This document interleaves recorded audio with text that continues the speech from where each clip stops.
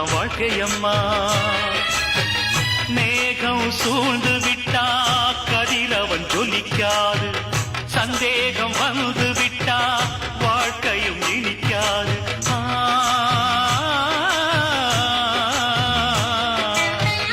அக்னிய சாட்சி வச்சு நடக்குது கல்யாணம். அக்னியா பொண்ணு எரிஞ்சா வாழ்க்கை என்னாகும்? அம்மியத்தான் மிதிக்கணும், அது சொல்லி வச்ச சடங்கு.